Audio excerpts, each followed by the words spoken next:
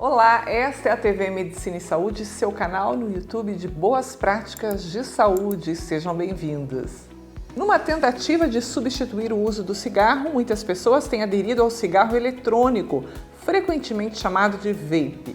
Seu consumo está crescendo entre os jovens, ainda que a comercialização e a importação desse produto seja proibida no Brasil. Para falar sobre esse assunto, entre outros, eu converso com a médica pneumologista Bruna Geller. Tudo bem, doutora? Seja bem-vinda. Faz tempo que você não vem aqui, né? Muito tempo. Oi, Soraya. Obrigada pelo convite e mais uma vez estar aqui. Obrigada. Que bom. Doutora, vamos começar explicando para as pessoas que estão em casa e que têm uma noção, uma imagem diferente sobre essa questão do cigarro eletrônico, né, dos vapes. O que é o cigarro eletrônico? É algo novo ou existe há muito tempo? Não, o cigarro eletrônico já existe há bastante tempo. O que acontece é que agora a comercialização dele se tornou mais comum. A gente está vendo a população de adolescentes, cada vez indivíduos mais jovens utilizando, por ser um dispositivo mais tecnológico, chama atenção, saborizado, né?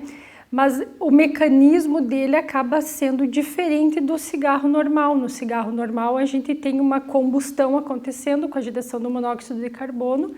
Já no cigarro eletrônico, não. Ele é um dispositivo que contém filamentos de metal que geram o aquecimento de um líquido, que é um diluidor. E esse líquido, quando aquecido, ele forma aerosóis que a gente interpreta como vapor de água, mas na verdade aquilo não é só um vapor, né? Ele contém inúmeras substâncias que a pessoa inala e são substâncias já comprovadamente maléficas para a nossa saúde.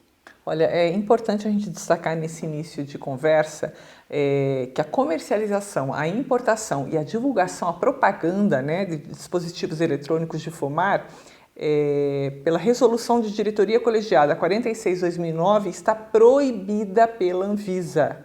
Documentos das Sociedades Brasileiras de Cardiologia, Pneumologia e Oncologia possuem vários alertas sobre as manifestações clínicas do uso contínuo de vape. Doutora, o usuário do cigarro eletrônico, ele é considerado fumante? Alguns justificam esse hábito como auxílio para parar de fumar. Tem coerência nessa fala? Não, sobre parar de fumar já foi comprovado, né, que foi se tentado utilizar essa técnica dizendo, não, para você abandonar o tabagismo comum, você passa a fumar um cigarro eletrônico e você consegue cessar o tabagismo de forma mais fácil. Mas isso caiu por terra. Os estudos mostram que o que acaba ocorrendo é justamente o contrário, porque o cigarro eletrônico muitas vezes contém uma concentração ainda maior de nicotina e isso torna o grau de dependência maior, né, para o indivíduo. Então, não existe mais essa condição de a gente passar a fumar o cigarro eletrônico para facilitar o abandono ao tabagismo. E quem fuma cigarro eletrônico é fumante, assim como o tabagista do cigarro convencional e do narguilé também, por exemplo. Tá. Você falou aí que tem uma concentração maior de nicotina, né? Dizem, né, muitos divulgam que a nicotina contida no cigarro eletrônico ela é mais purificada. Isso é verdade? E quantas substâncias químicas possui o cigarro eletrônico, doutora? Isso. Então, além da nicotina no cigarro eletrônico, diversas substâncias presentes, o formaldeído principalmente, que favorece a nicotina ela ter uma disponibilização maior quando ela entra na nossa circulação sanguínea. Por isso desse termo mais purificada. Na verdade não, é porque essas substâncias fazem com que ela haja de forma mais rápida e mais efetiva, o que é mais perigoso, né? Além da nicotina, nós temos mais de 80 substâncias nocivas presentes ali no cigarro eletrônico, como as principais que a gente elenca são justamente os metais liberados no aquecimento dos filamentos de metais, como o cobre, níquel, né? O níquel, por exemplo, que é comprovadamente carcinogênico. Aí que está a nossa preocupação. Cancerígeno, né? Exatamente. Puxa vida. Doutora, vamos falar um pouquinho então agora sobre as consequências do uso do vape, do cigarro eletrônico para a nossa saúde. Não são só jovens que estão utilizando, tem muito adulto também utilizando, né? Exatamente. O que pode acontecer, doutora? Então, vão desde os riscos que a gente já conhece pelo tabagismo comum também. Então, a dependência à nicotina, os malefícios das substâncias, né? O câncer, as doenças obstrutivas. Então, está sendo comum na minha prática de consultório vários pacientes asmáticos que estão fumando cigarro eletrônico têm uma piora importante do controle da asma. O DPOC, que também é uma doença obstrutiva pelo uso do cigarro por muito tempo. Eu acho importante a gente frisar também que além dos riscos por si só pelo cigarro, a gente também tem o risco de explosão. Não é incomum a gente ver vídeos na internet circulando de um indivíduo fumando cigarro eletrônico e aquilo explode, fazendo queimadura nas mãos, na face, né? Então, não são só os riscos limitados à nicotina e às substâncias que estão presentes nele. Certo.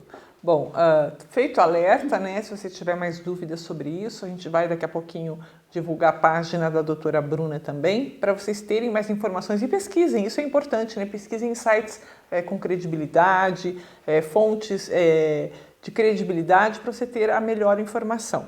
Eu quero aproveitar aqui a presença da doutora Bruna, que é pneumologista, para falar um pouquinho também sobre essa época que a gente vive, né? Onde se alternam dias frios com dias mais amenos, né? E muita gente procurando postos de saúde, hospitais com problemas aí de gripe, influenza, problemas respiratórios, né? Quais cuidados a gente deve ter nessa época do ano, considerando as doenças respiratórias, doutora, principalmente a influenza, que agora veio, acho que com um tipo um pouco mais severo, né, com a influenza A. Queria que você falasse um pouquinho sobre isso. Com certeza. Esse nosso inverno foi um pouquinho mais rigoroso, né? E a gente percebe o quê? O frio, o tempo mais seco, eles agem como agressores da nossa via respiratória. Então, a gente tem uma mucosa que protege o nosso sistema respiratório e essa mudança do clima, tudo mais, agride e acaba prejudicando a nossa defesa do sistema respiratório. Então, o que eu sempre oriento? Primeiro lugar, hidratação. Tomar muito líquido, água, chás, manter o corpo bem hidratado. Os ambientes arejados, de preferência, isso com a pandemia a gente acabou tornando mais hábito, rotina, né? Verdade. Hidratação, boa alimentação, exercícios físicos e a vacinação. Umidificação do ar também é importante. Pois você falou aí da questão do sistema respiratório, né? A gente estava conversando antes de começar a gravar e eu estava falando dos cuidados e das coisas que a gente começou a pensar depois da Covid. Quando eu falo depois da Covid, não é que acabou, é que depois daquela fase negra da Covid, intensa, né, doutora? Como que o sistema, queria que você explicasse como que o sistema respiratório reage com a infecção pelo vírus da influenza, por exemplo, né? E o que a gente deve fazer? Qual deve ser a nossa reação quando a gente começa a perceber os sintomas? Tem uma pesquisadora da Fiocruz que diz que nós devemos entender a gripe como algo sério, não é uma coisa corriqueira para ser deixado para lá. E depois da Covid, a gente percebeu realmente que a gente tem que ter esses cuidados, né? Não procurar o médico, não procurar ajuda médica só quando está lá muito mal. Quanto antes, melhor. Você mantém esse tipo de atitude? O que a gente tem que fazer realmente? Com certeza, Soraya, foi bem importante você frisar isso também, porque nesse inverno nos hospitais foi isso que a gente viu. A gente acabou vendo, colocando em uma balança, talvez mais casos de influenza do que Covid graves, porque as pessoas negligenciam quando é sintoma gripal, pensando, é só uma gripe, um resfriado. Aqui cabe sempre a gente salientar, assim como a Covid, na influenza, as pessoas do grupo de risco, então com doenças que alteram a imunidade, doenças crônicas, essas precisam estar alertas aos primeiros sinais, já procurar o atendimento médico, ficar atenta a sinais de alarme, né? O vírus influenza, ele vai entrar através do nosso sistema respiratório, agredindo as células da mucosa respiratória, fazendo lesão no nosso tecido pulmonar, prejudicando a troca do oxigênio com a célula e os vasos sanguíneos, gerando pneumonias, então vai precisar internar o oxigênio, favorece pneumonia secundária por alguma bactéria, tudo isso. Isso pode ser evitado, né? Sim. E, doutora, já que a gente comentou aí sobre Covid, como é que são os casos hoje de Covid e pós-Covid, que as sequelas também é algo que a gente sempre comentou aqui no programa, né? Aqueles que você atende mesmo, a tua realidade. E se essas sequelas, essa questão de pós-Covid ainda preocupa médicos e pacientes? Sim. O Covid agudo, agora a gente vive uma situação controlada, né? A Covid não acabou, mas em vista do tratamento, que hoje em dia a gente conhece melhor os medicamentos eficazes, as vacinas, a gente vê que a Covid existe, mas de forma leve na maioria dos casos.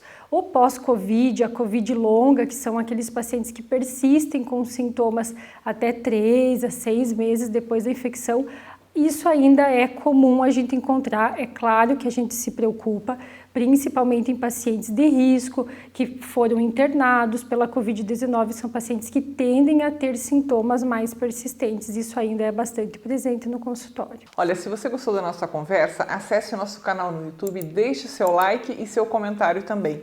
Quero agradecer muito a sua presença aqui, doutora. Vamos deixar a sua página do Instagram para o pessoal fazer perguntas, ter mais informações a respeito disso que a gente falou e muito mais, hein? A doutora Bruna está no Instagram, gente. É só localizar através do @dra.brunageller, como está aparecendo no seu vídeo, ok? Ou então @gastrocascavel. E se quiser mais informações, você pode enviar um WhatsApp para 45 2101 7700. É isso?